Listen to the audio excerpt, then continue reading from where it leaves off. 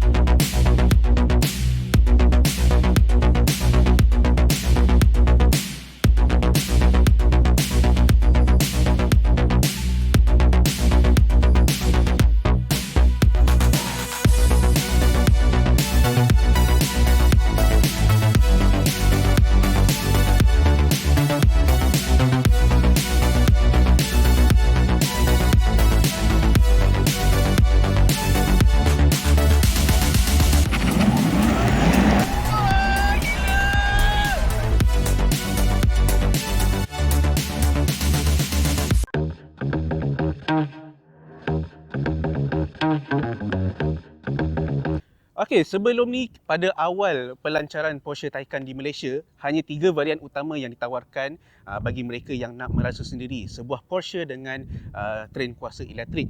First of all adalah Taycan 4S yang Hazri Samsuri dah pun pandu uji sebelum ni, di mana ia datang dengan motor elektrik berkembar yang menghasilkan kira-kira 429 HP dan 640 Nm. 0 to 100 hanya mengambil masa sekitar 4 saat sahaja dan maximum speed 250 km per jam.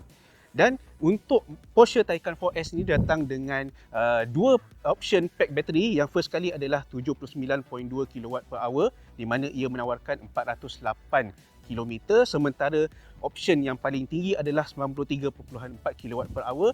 Dia membenarkan jarak operasi sejauh kira-kira 464 km.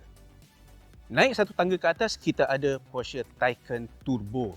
Tapi walaupun dia kata ada turbo, tapi sebenarnya tak ada turbo pun. Tapi dia dah menerima peningkatan kuasa yang lebih berbanding dengan Taycan 4S yang kita dah cakap sebelum tadi. Di mana dia datang dengan konfigurasi motor elektrik berkembar juga, namun dengan angka output 625 PS dan 850 Nm. Jadi dengan mode overboost, dia mampu menghasilkan kuasa setinggi 680 PS dan pecotan 0 ke 100 hanya mengambil masa sekitar 3.2 saat. Ini dia Taycan Turbo yang berharga RM999,000 di Malaysia.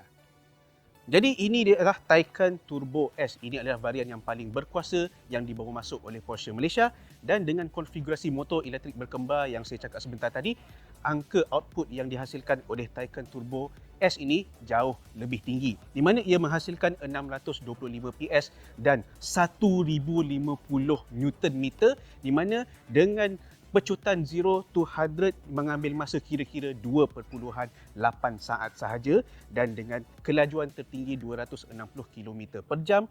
Untuk Taycan Turbo S ni, anda perlu melabur sebanyak RM1,195,000 di Malaysia. Jadi itu adalah 3 Porsche Taycan yang datang dengan konfigurasi motor elektrik berkembar.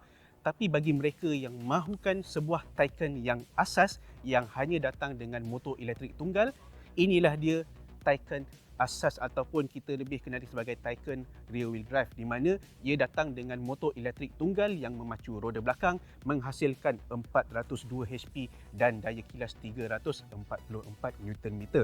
Jadi dia punya kuasa pecutan dia sedikit perlahan, 0 ke 100 mengambil masa kira-kira 5.4 saat dan kelajuan maksimum 230 km per jam. Untuk pasaran Malaysia, harga jualan Taycan asas ini bermula dari RM605,000.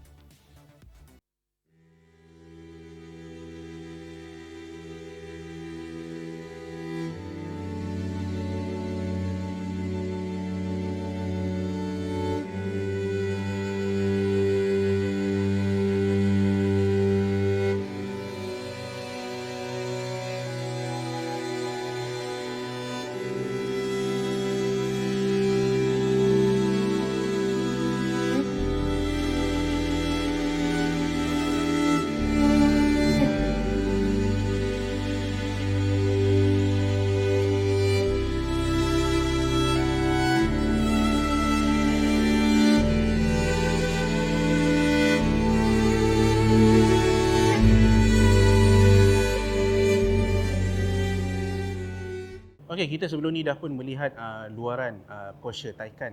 Tapi ini adalah bahagian rangka di bawah Porsche Taycan itu sendiri, di mana ia menempatkan pack bateri yang terletak di bawah lantai. Jadi apa manfaat yang ada pada seni bina elektrik 800 voltan ini? Pertama sekali, ia menawarkan kuasa ataupun prestasi tinggi yang lebih stabil. Yang kedua, ia mengurangkan masa pengecasan.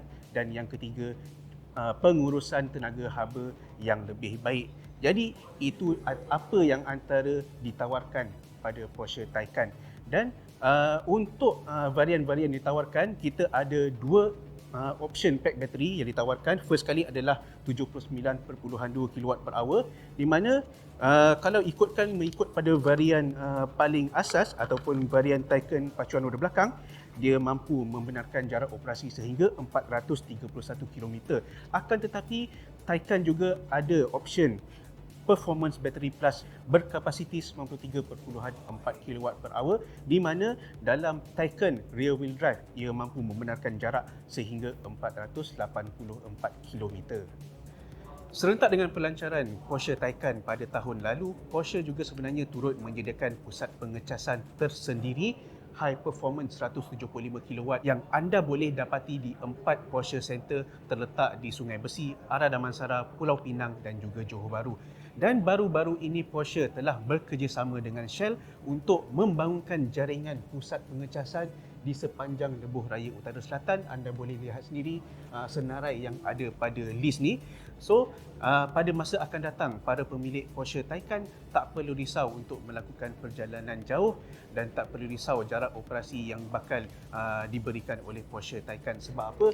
Dah banyak pusat pengecasan yang disediakan di sepanjang Lebuh Raya Utara Selatan.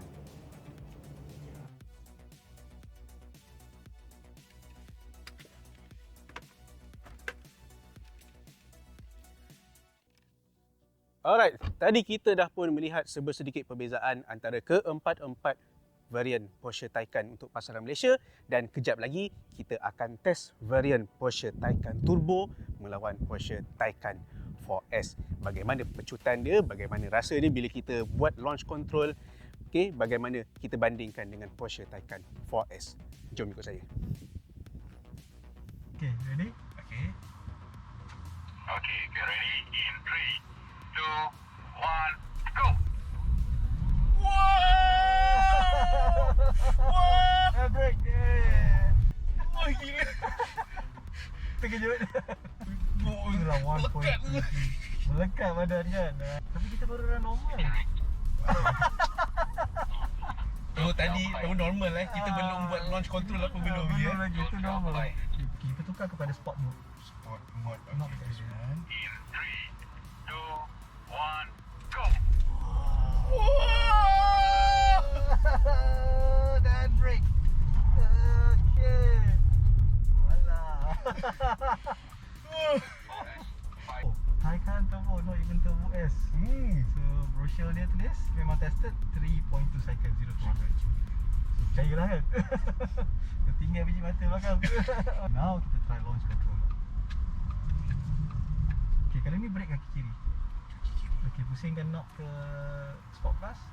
Okay, nak rasakan Sport Plus. So apa you buat?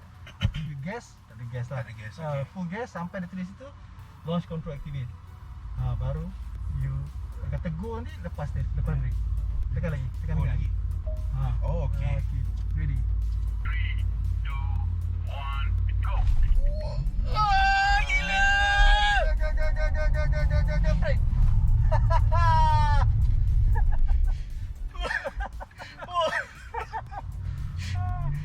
Gila, boleh Kesian Hazri tak join. So ini kelebihan yang ada pada kereta elektrik, daya torque yang instant. Kalau mi segera pun instant, ni daya torque elektrik yang instant. Kalau boleh rasa sendiri, dapat ke kursi lah senang cerita. Wih. Tinggal bawa kepala dekat headrest lah. Ini memang racun paling elektrik lah.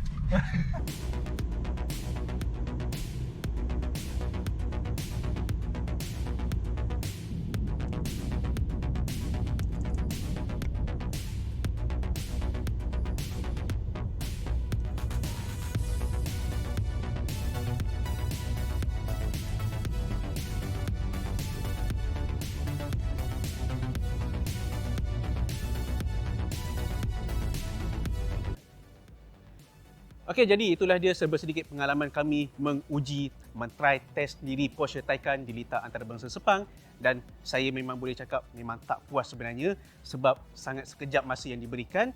Tapi itulah dia apa yang kami boleh kongsikan kepada anda semua berkenaan Porsche Taycan 2021. Sekian daripada saya, Hanif Suhaib Karitarut Mai. Assalamualaikum.